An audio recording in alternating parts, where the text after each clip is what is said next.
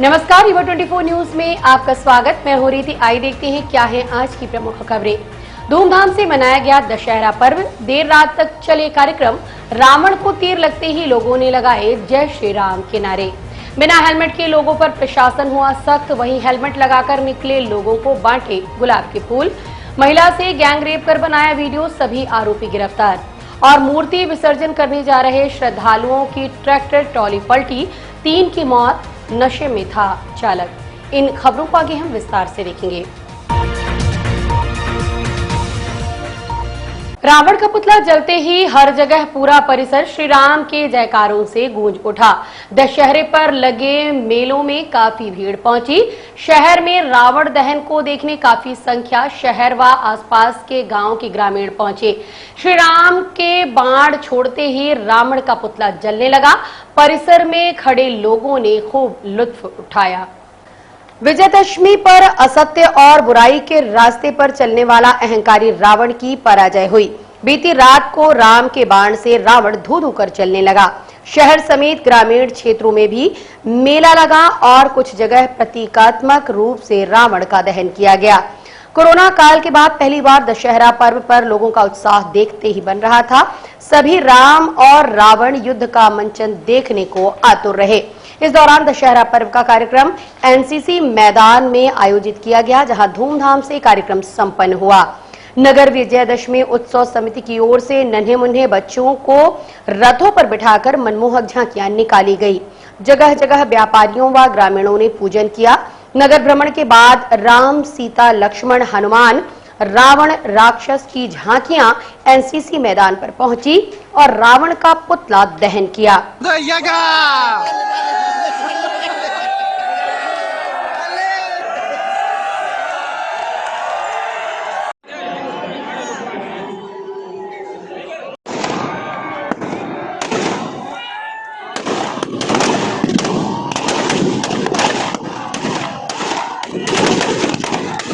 मेघनाथ के वध के बाद कुंभकर्ण और फिर अंत में रावण का वध होता है। रावण का पुतला दहन होते ही बुराई पर अच्छाई की जीत हुई। रीवा में एनसीसी मैदान पर विजयदशमी पर्व पर रावण वध का आयोजन किया गया। शाम के समय झांकियां निकाली गईं। इस कार्यक्रम में सिरमौर विधायक दिव्यराज सिंह, महापौर अजय मिश्रा बाबा, नगर विजयदशमी उत्सव समिति के अध्यक्ष वैभव आर्या सहित अन्य सदस्यगण एवं आम जनमानस उपस्थित रहा। जो पद था वो महाराजा मेरे पिताजी महाराज साहब का था, परंतु थोड़ा सा रास्ते में उनकी तबीयत थोड़ा सा खराब हो गई, इसलिए वो आज यहाँ पे नहीं आ पाए। इसलिए सबसे पहले तो मैं उनकी तरफ से पूरी जनता जनार्दन को क्षमा प्रार्थी हूँ। निश्चित रूप से कई सालों बाद आज 2-3 साल से निरंतर दशहरा, जो रीवा का प्रसिद्ध दशहरा है, हमारे पूरे हिंदुस्तान में मात्र 3 जगह दशहरा जितना प्रसिद्ध होता है। एक हमारे मैसूर का, दूसरा बस्तर का और तीसरा रीवा का। निश्चित रूप से इस दशहरा को देखने के लिए केवल रीवा नहीं, लेकिन रीवा के आसपास के कई जनता जनार्दन आते हैं। और 2 साल से क्योंकि कोरोना था और मेरे ख्याल से पूरे देश में कोरोना होने के कारण रावण वध कहीं ना कहीं बंद था, लेकिन हमारे रीवा में तब भी किला में रावण वध चालू था। इस प्रथा को हम लोगों ने बंद नहीं होने दिया था। कहीं ना कहीं हमारे रीवा युवराज दिव्यराज सिंह जी, विधायक सिरमौर,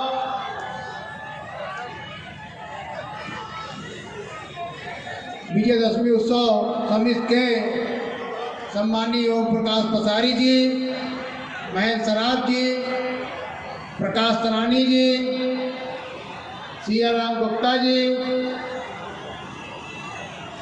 नरेंद्र भाई, हमारी सम्मानित पार्षद रमा दुबे जी, आत्मधनि प्रजातनि पदुतनि लोकधन्य भयतनि अग्रे प्रजाम्बोलं मे करोत्पन्नं पयोरे।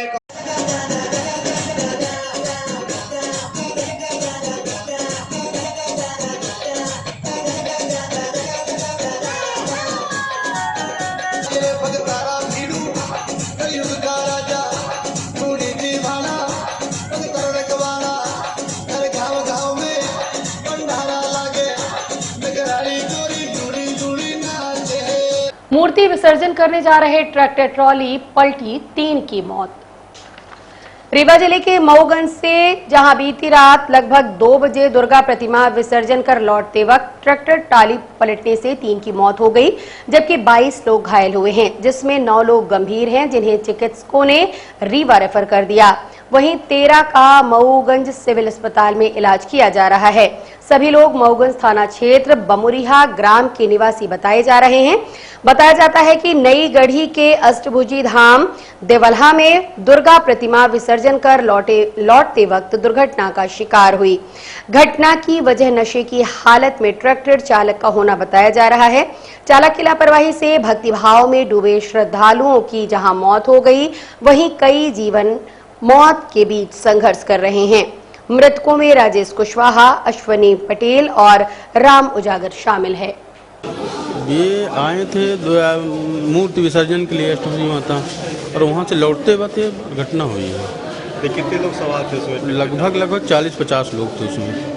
तो कौन चला रहा था गाड़ी का? ये तो नहीं पता तो मुझे। जब गाड़ी एक्सीडेंट हो गई है उसके बाद फोन द्वारा सूचित किया, मैंने सूचना दीजिए तब पहुंची। आप लोग पहुंचे, कितने लोग घायल हैं अभी तक उसमें? अभी तक यहाँ मैंने 2 दर्जन से ज़्यादा 20-25 लोग घायल हैं। 20-25 जी बिल्कुल, 3 लोगों की।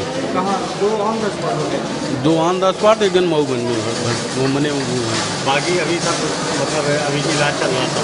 हाँ अभी चल रहा है सबका। 3 अष्टभुजी माता मंदिर नई गढ़ी के पास की है, कुछ 500 मीटर आगे का है। कितने बजे तक होगी? 12:30-1 बजे रात को। जो घायल उनकी स्थिति ठीक है? नहीं, 1-2 लोग की तो ज़्यादा नाजुक है। कल मूर्ति विसर्जन के पश्चात वापस लौटते समय किसी कारण से ट्रैक्टर जो पलटा है उसमें 3 व्यक्तियों की डेथ हो गई। तत्काल लोकल थाने वाले पहुंचे और एसडीएम एसडीपी ने मिलकर वहां पर अपना काम शुरू किया, जिससे बाकी घायलों को तत्काल प्राथमिक चिकित्सा देके बचाया गया। कुछ एक लोगों को एसजीएमएच लाया गया, बाकी लोग सुरक्षित हैं। जिनकी डेथ हुई है उनको अभी जिला प्रशासन द्वारा विभिन्न योजनाओं के तहत आवश्यक राशि भी प्रदान की जा रही है उनके परिवार के मेंबर्स को, और जो लोग घायल हैं उनका भी फॉलोअप हम लोग ले रहे हैं कि उनको किसी प्रकार की और कोई चिकित्सकीय सहायता की आवश्यकता है तो हम लोग उसको फॉलो कर रहे हैं। महिला से गैंग रेप कर बनाया वीडियो, दुर्गा पंडाल से लौटते वक्त महिला हुई सामूहिक दुष्कर्म का शिकार, सभी 6 आरोपी गिरफ्तार। रीवा में एक महिला के साथ 6 की संख्या में आरोपियों ने पीड़ित महिला के साथ दुष्कर्म की घटना को अंजाम दिया। दुष्कर्म करने वालों में से महिला का रिश्तेदार सहित 2 नाबालिग भी शामिल हैं। पूरा मामला रीवा जिले के हनुमाना थाना अंतर्गत पिपराही चौकी के जड़कपुर जंगल का है, जहां महिला दुर्गा पंडाल से लौट रही थी। इसी दौरान 6 की संख्या में आरोपियों के द्वारा जंगल में ले जाकर महिला के साथ बारी बारी से दुष्कर्म की घटना को अंजाम दिया गया। दुष्कर्म का पूरा वीडियो बनाकर सोशल मीडिया पर वायरल भी कर दिया, जिसके बाद पुलिस के द्वारा मामले को संज्ञान में लिया गया और आरोपियों की तलाश शुरू की गई। महिला की शिकायत पर पुलिस के द्वारा मामला दर्ज करते हुए आरोपियों को गिरफ्तार कर लिया गया। हनुमाना थाना क्षेत्र में एक युवती द्वारा बताया गया कि उनके साथ कुछ लोगों ने इस कृत्य को अंजाम दिया है। उसके पश्चात थाना की पूरी टीम सक्रिय हुई और हमारी महिला अधिकारी ने भी उनसे बैठ के पूरी चर्चा की, उनकी बात को समझा और अपराध पंजीबद्ध करने के साथ ही हमारी टीमों ने लगातार मेहनत की और हमने सभी 6 आरोपियों को पुलिस ने राउंड अप कर लिया है। हमने इसमें विवेचना अधिकारी डीएसपी रैंक के नियुक्त किए हैं और एक एसआईटी बनाई है। साथ ही साथ हमने इसमें एफएसएल टीम को भी संलग्न किया है, जो एविडेंस कलेक्शन में साइंटिफिकली अपना काम करेंगी और हम इस प्रकरण को इस प्रयास में है कि इसमें आरोपियों को सजा कराई जाए, इससे समाज में एक मैसेज जाए। इसके साथ ही अभी हमारी एसडीएम एसडीपी की टीम उस गांव में पहुंची हुई है जो आरोपियों का गांव है, और वहां वो लोग इस बात का आकलन कर रहे हैं कि किन व्यक्तियों द्वारा इन आरोपियों में से किन किन ने अवैध कब्जे, अवैध अतिक्रमण कर रखे हैं और उस पर हम लोग कार्रवाई भी अतिशीघ्र करने का तैयारी कर रहे हैं। बिना हेलमेट के पेट्रोल देने पर पेट्रोल पंप पर होगी कार्यवाही। वहीं हेलमेट पहनने वालों को पुलिस ने गुलाब का फूल देकर किया सम्मान।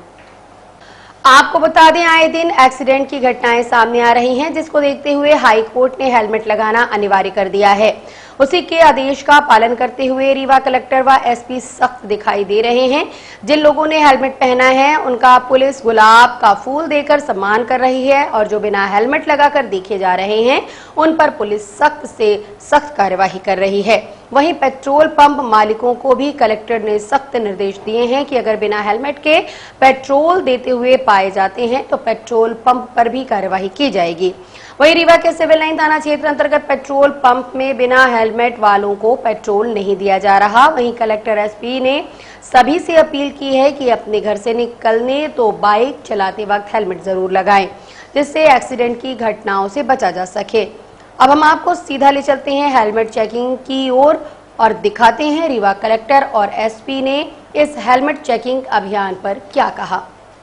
से तो आप सभी अवगत हैं और माननीय उच्च न्यायालय ने भी इस संबंध में आदेश जारी किए हैं। उसके रेफरेंस में मध्य प्रदेश शासन ने भी आदेश दिया है। हम लोगों ने आप सभी के साथ बैठक भी इसके लिए की और कल हम लोगों ने जनप्रतिनिधि के साथ भी सभी के साथ वीडियो कॉन्फ्रेंसिंग से बैठक आयोजित की। सभी विभाग के लोगों को इसके बारे में निर्देश जारी कर दिए हैं कि किसी तरह का कोई एग्जम्पशन हेलमेट पहनने को लेकर के नहीं होगा और उन सभी जगहों पर जहां पर कि ये टू व्हीलर के लोग जाते हैं, चाहे वो पेट्रोल पंप हो जहां वो पेट्रोल बनाने के लिए जाते हैं, जहाँ ऑफिस जाते हैं या पार्किंग लॉट में जहां पर अपनी गाड़ी रखते हैं, वो सभी के स्टेक होल्डर्स को ये अनिवार्य किया गया है कि इस तरह करेंगे कि हेलमेट लगाया जाए। आज हम लोग तो इसकी चेकिंग भी शुरू कर रहे हैं और लोगों को इस बात की समझाइश दे रहे हैं। आप देख रहे होंगे कि एक ही जगह पे फूल और कांटे दोनों का प्रबंध किया गया है। जो हेलमेट लगा के आ रहे हैं उन्हें फूल दिया जा रहा है और जो हेलमेट नहीं लगाए हैं उनकी गाड़ियों का चालान दिया जा रहा है। आप सभी से निवेदन है कि चालान के डर से या कार्रवाई होने के डर से हेलमेट न पहने। कृपया हेलमेट को अपनी आदत का हिस्सा बनाएं, क्योंकि जो टू व्हीलर के दुर्घटना होते हैं उसमें सबसे ज़्यादा डेथ केवल हेलमेट नहीं पहनने के कारण होती है। सर पेट्रोल पंप में अभी एक हेलमेट में कई लोग पेट्रोल लेते नजर आ रहे हैं। ये पलटा हम लोग करेंगे। आज पहला दिन है तो ये जितने भी इफ एंड बट्स हैं उसकी जानकारी आपके माध्यम से हमें मिल रही है और हम लोग उस पर सख्ती से कार्रवाई करेंगे। हर स्टेज की कार्रवाई के लिए हम लोग अलग अलग समय तय किए हैं और आने वाले कल परसों में जहाँ जहाँ पे कंप्लायंस की आवश्यकता होगी उसको करेंगे। सिविल सोसाइटी के सभी लोगों को और विशेषकर मीडिया के सहयोग से हम लोग चाहते हैं कि ऐसा वातावरण बने कि हमें कोई चालान करने की आवश्यकता नहीं पड़े, किसी पेट्रोल पंप पर ऐसी सख्ती न करने पड़े कि उनको हम पेट्रोल वितरण पर रोक लगा दें, किसी इस तरह के जो पार्किंग लॉट है उनके हमको लाइसेंस निरस्त नहीं करने पड़े, किसी विभाग के अधिकारी के खिलाफ कार्रवाई नहीं करनी पड़े, क्योंकि जिस विभाग के अधिकारी बिना हेलमेट के अपने ऑफिस में जाएंगे और उनको अगर एंट्री दी जाएगी तो उनके खिलाफ भी कार्रवाई करने का हम लोगों ने मन बनाया है। लेकिन हम चाहते हैं कि आपके माध्यम से ऐसा वातावरण बने कि सब लोग, क्योंकि ये हेलमेट कोई कानून के पालन करने का बिंदु नहीं है, ये आपके सर बचाने का बिंदु है। तो सर का कोई रिप्लेसमेंट नहीं है, इसलिए आपको अपने सर की सुरक्षा के लिए जिले। ये तो माननीय उच्च न्यायालय मध्य प्रदेश उनके निर्देश प्राप्त हुए हैं। पूरे मध्य प्रदेश स्टेट लेवल पर हेलमेट न लगाने वालों के विरुद्ध मोटर व्हीकल एक्ट में कार्रवाई करनी है हम लोगों को। तो इसमें परसों माननीय जिलाधीश महोदय ने, एसपी साहब ने, सभी लोगों ने मिलकर जिसमें सभी बड़े बड़े शहर के साम्रांत नागरिक भी उपस्थित थे, उनके साथ मीटिंग में इस बात का निर्णय लिया था कि 6 तारीख से लेकर 20 तारीख तक चलने वाला जो मुहिम है उसमें सभी सहयोग करेंगे, हेलमेट धारण करने के लिए प्रेरित करेंगे लोगों को और जो नहीं पहन रहे हैं उनके खिलाफ कार्रवाई। अब ये कार्रवाई लगातार जारी रहनी है। हेलमेट धारण करना प्रतिबद्धता है हमारी सबकी। अभी जितनी गाड़ियाँ पकड़ी गई आज क्या चालानी कार्रवाई की जा रही है, न्यायालय में पेश किया जाएगा। ये हेलमेट लेके आएंगे तो हम इनका POS मशीन से चालान करेंगे, जिसमें फ़ोटो भी खींचता है। हेलमेट के साथ इनका फ़ोटो भी खींचेंगे, आज चालान करेंगे और जो चालान नहीं करा पाएंगे उनको कल कोर्ट में पेश कर देंगे। रेवांचल बस स्टैंड व्यापारी संघ रीवा द्वारा सिविल लाइन थाना प्रभारी को तत्काल प्रभाव से हटाए जाने सौंपा ज्ञापन। रेवांचल बस स्टैंड व्यापारी संगठन के सदस्य आज आईजी कार्यालय पहुंचे और ज्ञापन सौंपते हुए कहा कि बस स्टैंड में श्रीराम भोजनालय के मालिक को जिस तरह से सिविल लाइन थाना प्रभारी हितेंद्र नाथ शर्मा ने धमकाया है, उससे व्यापारी वर्ग में काफी रोष व्याप्त है। इससे पहले किसी व्यापारी को झूठे मुकदमे में फंसाए ऐसे गैर जिम्मेदार व्यापारी विरोधी थाना प्रभारी को तत्काल प्रभाव से निलंबित कर दिया जाए। आपको बता दें कि थाना प्रभारी का ऑडियो भी वायरल हुआ था। के साथ श्री राम भोजनालय के साथ थाना प्रभारी द्वारा जो अभद्र व्यवहार किया गया है, उसके विरोध में हम लोग आईजी साहब को ज्ञापन देने आए हैं। रीवा बैस महासम्मेलन और व्यापारी रेवांचल व्यापार संघ मंडल दोनों संयुक्त रूप से देने आए हैं कि जो उस दिन रात्रि में घटना श्री राम भोजनालय में थाना प्रभारी ने अभद्र व्यवहार व्यापारी के साथ किया है कि आप ऐसी जगह पे आपकी मृत्यु होगी, अपने आप में हत्या करोगे, आप में ट्रेन में लाश मिलेगी, सुसाइड कर लोगे, ऐसे बातों को जिस तरह से थाना प्रभारी ने रखा है, इसकी निंदा हम लोग करते हैं और आईजी साहब से मांग की गई ऐसे टीआई को क्षेत्र से बर्खास्त कर देना चाहिए, निलंबित नहीं बर्खास्त कर देना चाहिए जो ऐसे व्यापारी को धमकी देता है। यही धमकी अगर वो अपराधियों में दिए होते हैं तो शायद कुछ दहशत होती, और व्यापारियों में दहशत फैलाने का क्या उचित है कि वो व्यापारी अपना शांतिपूर्ण से व्यापार करता है, सरकार को टैक्स देता है, सपोर्ट करता है। जब भी कोरोना महामारी आती है व्यापारी हमेशा प्रशासन को सहयोग करता है, पर जब व्यापारी के साथ इस तरह से भाषा कर थाना प्रभारी करेगा तो इसका विरोध पूरा रीवा जिला करेगा। और हम चाहते हैं ये बात अगर आईजी साहब से न बनेगी तो हम लोग गृह मंत्री और डीजीपी के पास भी रखेंगे और ऐसे टीआई को बर्खास्त के हम लोग मांग करते हैं और निंदा करते हैं। कौन सा थाना है, टीआई का नाम क्या है? सिविल लाइन थाना शर्मा। सूअर पालकों को मुआवजा दिलाए जाने संयुक्त किसान मोर्चा 6 अक्टूबर से कलेक्ट्रेट में करेगा घेरा डालो डेरा डालो आंदोलन। सूअर पशु पालकों को मृत सूअरों का मुआवजा दिलाए जाने के साथ साथ पशु चिकित्सा विभाग के प्रमुखों के खिलाफ कार्यवाही किए जाने को लेकर संयुक्त किसान मोर्चा रीवा संभाग इकाई ने हजारों पीड़ित पशु पालकों की उपस्थिति पर विगत 13 सितंबर को कलेक्ट्रेट रीवा के समक्ष प्रदर्शन कर 5 सूत्री ज्ञापन सौंपकर ये चेतावनी दी कि यदि शीघ्र मुआवजा नहीं दिया गया तो फिर से घेरा डालो डेरा डालो के आगाज के साथ बड़ा आंदोलन किया जाएगा। मोर्चे के संयोजक शिव सिंह ने कहा कि अभी तक मृत सूअरों के संबंध में ना तो कोई सर्वे कराया गया और न ही मुआवजा दिया गया और न ही पशु चिकित्सा विभाग के प्रमुखों के खिलाफ कोई कार्यवाही की गई, जिस पर जिला प्रशासन के वादाखिलाफी के खिलाफ 6 अक्टूबर से कलेक्ट्रेट के समक्ष घेरा डालो डेरा डालो महापड़ाव आंदोलन का आगाज किया जाएगा। बसोर समाज के प्रदीप बसोर, सरजू बंसल आदि ने बताया कि 6 अक्टूबर को सुबह 11 बजे संयुक्त किसान मोर्चा के नेता बसोर समाज के आंदोलनकारी साथी सूअर पालक गवर्नमेंट स्कूल ग्राउंड गुड़ चौराहा में एकत्रित होकर दुबिया डंकी अस्पताल चौराहा, प्रकाश चौराहा, शिल्पी प्लाजा, बैंकेट भवन होते हुए कलेक्ट्रेट के लिए रवाना होंगे। पूरे जिले भर के बसोर समाज के साथियों से आंदोलन में भागीदारी के लिए अपील की गई है। संयोजक संयुक्त किसान मोर्चा रीवा संभाग मध्य प्रदेश, ये बड़ी लड़ाई है, सबसे गरीब समाज की लड़ाई है। और जो ये सूअर पशुपालक हैं, इनके सूअर जो है बीमारी से मरे और यहाँ की जो मेडिकल टीम है उसने इंजेक्शन से शूट करा दिया, लेकिन प्रशासन ने अभी तक इनको मुआवजा देने का काम नहीं किया। संयुक्त किसान मोर्चे ने 13 सितंबर को कलेक्टर साहब को ज्ञापन दिया था, मुलाकात किया था। मुलाकात के बाद उन्होंने आश्वासन दिया था, लेकिन अभी तक न सर्वे कराया गया न मुआवजा दिया गया। हम जा रहे हैं कलेक्ट्रेट के समक्ष घेरा डालो डेरा डालो आंदोलन के तहत महापड़ाव में, और ये चेतावनी है सरकार को कि यदि बसोर समाज के साथियों को मुआवजा नहीं दिया गया तो आने वाले चुनाव में ये बसोर समाज सरकार का ऐसा रावण जलाने का काम करेगा जो असली रावण है, उसको जलाने का काम ये समाज रीवा सहित पूरे सैकड़ों की संख्या में पहुंचे ग्रामीणों ने मारपीट का लगाया आरोप। गुड़ थाना क्षेत्र के बंजारी गांव से सैकड़ों की संख्या में पहुंचे ग्रामीणों ने गांव के ही लोगों पर मारपीट का आरोप लगाया है। घायलों ने बताया कि चुनावी रंजिश के चलते गांव के ही लोगों से विरोध चल रहा था, जिसके चलते नवरात्रि को दुर्गा उत्सव देखते समय पीछे से हमला किया गया। पीड़ितों ने बताया कि स्थानीय थाने में शिकायत दर्ज कराई है, लेकिन पुलिस ने मामला दर्ज नहीं किया। मारपीट करने वालों में पुष्पेंद्र पांडे और उनके 1 दर्जन से अधिक साथी बताए गए। बताया जाता है कि जिनके ऊपर आरोप लगाया जा रहा है उनका पुराना जमीनी विवाद चल रहा है। रास्ता निकालने को लेकर विवाद हुआ है, जिसके चलते अब दूसरे पक्ष ने गुरुवार आंगनवाड़ी केंद्र के पास रखी दुर्गा प्रतिमा में विवाद होने की बात कहकर दोषियों के खिलाफ कार्यवाही की मांग की है। दुर्गा भावे जा रहा है, पांडे लोग आए, द्विवेदी लोग आए, हमको लपट पड़े तो सब लोग बचावे लगे तो मार दी डंडा। और मूर्ति कहाँ है? मूर्ति आंगनबाड़ी के पास में पड़ी है।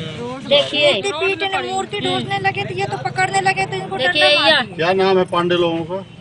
पुष्पेंदु द्विवेदी, पुष्पेंदु पांडे, रहीसा पांडे, पांडे हरिहरानंद पांडे, 15-20 राघव पांडे। कुछ पुराना विवाद था आप लोगों? पुराना विवाद चुनावी विवाद है सर। सरपंची का नहीं जीत पाए, बस हो गए। हम लोग अपने फेवर का सरपंच बनाए तो वो उनको जलन हो गई कि चमार लोग सब इकट्ठा होके इसको धमकी हमका चुनावी माहौल से आए। हम लोग कि हम मारेंगे, मर्डर करेंगे, तुमको घर के अंदर घुसेंगे। इस बात को लेकर मारपीट किए हैं क्या? दुर्गा में रहे थे, दुर्गा देखे थे तो पता नहीं विवाद रहा वो चुनावी माहौल वाला, तो मौका पाइन भय माहौल में तो हम खड़े रहन साइड में रोड में आए रहते राम नहीं से यहाँ से गए खड़े रहन देखा दुर्गा तो हम आए तो पीछे से मार दी। जब मार दी तो हम ऐसे निहारन तो लाठी लाए पीछे दिखाने इतने भंगीर गए। कौन लोग हैं मारपीट करने वाले? पुष्पेंद्र पांडे। कौन है ये पुष्पेंद्र पांडे, क्या करते हैं? घटना की मेन वजह क्या है? दशहरा देखने गया परिवार तो बदमाशों ने चटकाए घर के ताले। दशहरा देखकर लौटे परिवार के पैरों तले उस समय जमीन खिसक गई जब उसके घर के ताले टूटे मिले। आनन फानन में पुलिस को सूचना दी गई तो मौके पर पहुंची पुलिस ने मौका मुआयना किया। घटना चुरहटा थाना क्षेत्र के करिया गांव की बताई जाती है। पीड़ित की माने तो परिवार दशहरा देखने गांव चला गया था। सुबह परिवार के लोग मिलने पहुंचे तो घर का ताला टूटा हुआ था। पीड़ित ने बताया कि 1 लाख रुपए कीमत सोने चांदी के जेवर, 10,000 नकदी, मोबाइल सहित अन्य गृहस्थी का सामान बदमाश चुरा ले गए। यह भी बताया गया कि पड़ोस में रहने वाले लोग जब घर पहुंचे तो घर का ताला टूटा देखा। दरअसल पीड़ित गढ़ थाना क्षेत्र के लाल गांव का रहने वाला है, जबकि उसने रिश्तेदार कुछ दूर पर रहते हैं। जानकारी होने के बाद परिजनों को सूचना दी गई तो पहुंचकर शिकायत दर्ज कराई। आइए दिखाते हैं किस तरह से बदमाशों ने ताला तोड़कर घर को निशाना बनाया और पीड़ित परिवार का क्या कहना है। चोरी हुई है।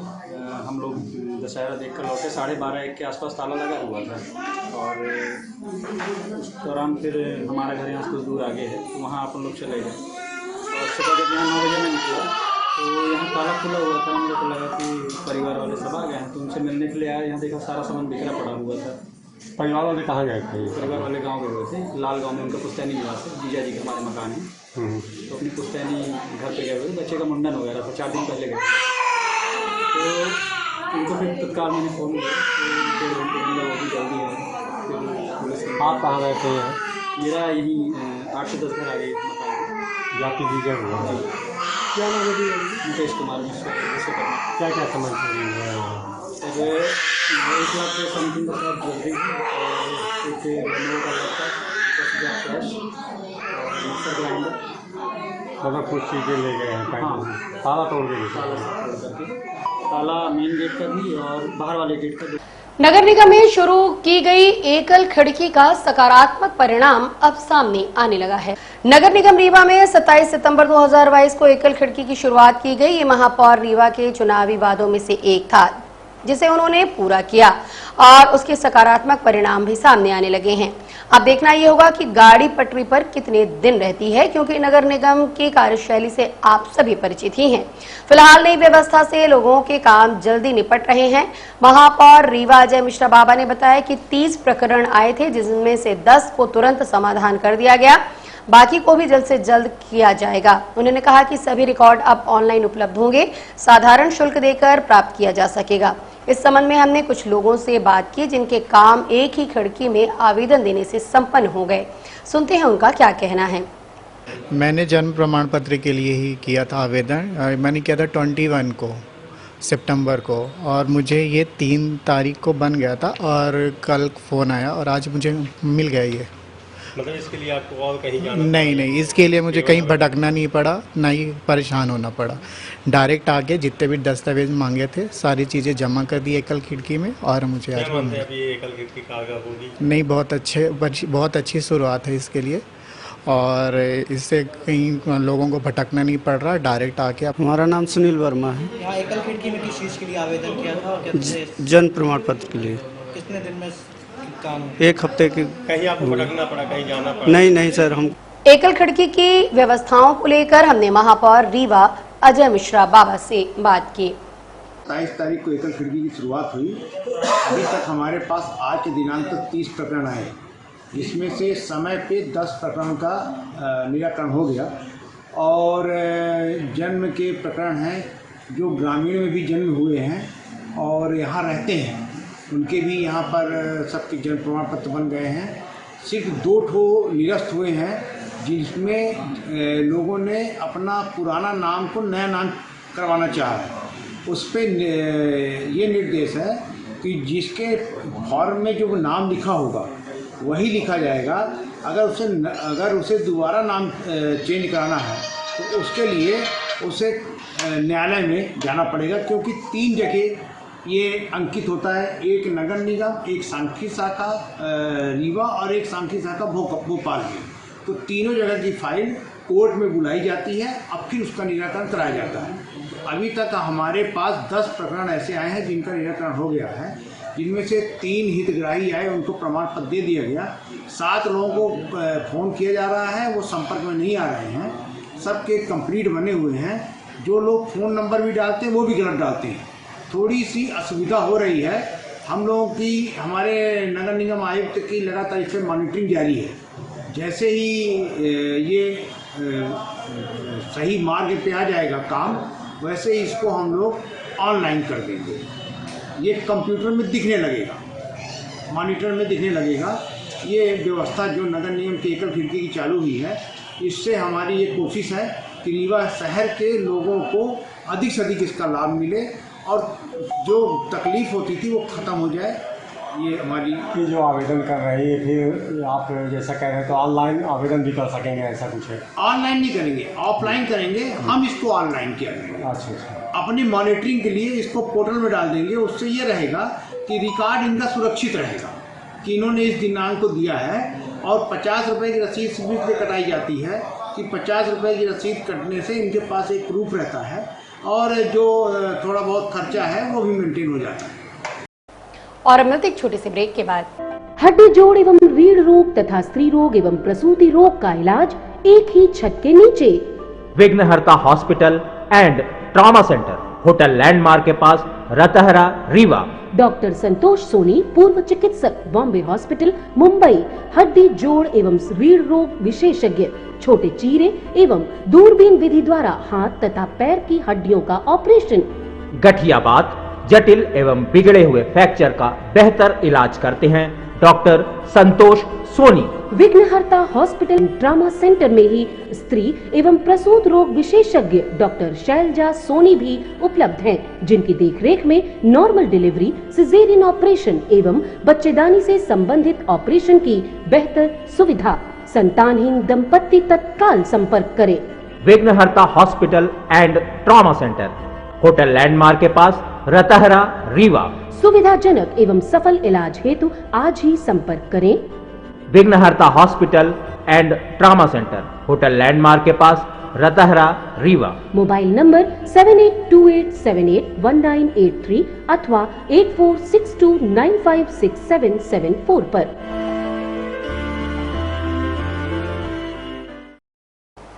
मानस मंडल के पदाधिकारियों के निर्वाचन हेतु आज चुनाव कराए गए। मानस मंडल रीवा के नए पदाधिकारियों के गठन के लिए आज चुनाव कराए गए। खबर लिखे जाने तक मतदान चल रहे थे। मानस मंडल के पदाधिकारी अखिलेश मिश्रा ने बताया कि कुल 304 सदस्य हैं, जिसमें से 13 पदाधिकारियों के पद हैं, जिसमें अध्यक्ष का 1 पद रहता है, जबकि उपाध्यक्ष के 2, सचिव, सह सचिव और प्रचार सचिव के 1-1 पद के लिए निर्वाचन किए जाने हैं। आज यहाँ मानस मंडल के त्रिवर्षीय जो उनका पदाधिकारी होते हैं, उनका निर्वाचन हो रहा है। मानस मंडल में कुल 304 सदस्य हैं और पदाधिकारी हैं टोटल 13 पदाधिकारी के लिए चुनाव लड़ रहे हैं। इसमें अध्यक्ष पद के लिए 1 है, उपाध्यक्ष पद के लिए 2 है, सचिव 1 है, सह सचिव 1 है, प्रचार सचिव 1 है। अध्यक्ष पद के लिए कितने लोग मैदान? अध्यक्ष पद के लिए 2 ही उम्मीदवार हैं, अनुपम तिवारी और सुभाष पांडे जी। ये चुनाव प्रक्रिया कब तक संपन्न हो जाएगी? ये 2 बजे समाप्त हो जाएगी और 3 बजे से 4 बजे तक वोट काउंटिंग होगी। उसके बाद मतगणना का परिणाम घोषित किया जाएगा। आज की खबरों में बस इतना ही। नई खबरों के साथ हम होंगे पुनः उपस्थित। इजाजत दीजिए रीति को। नमस्कार।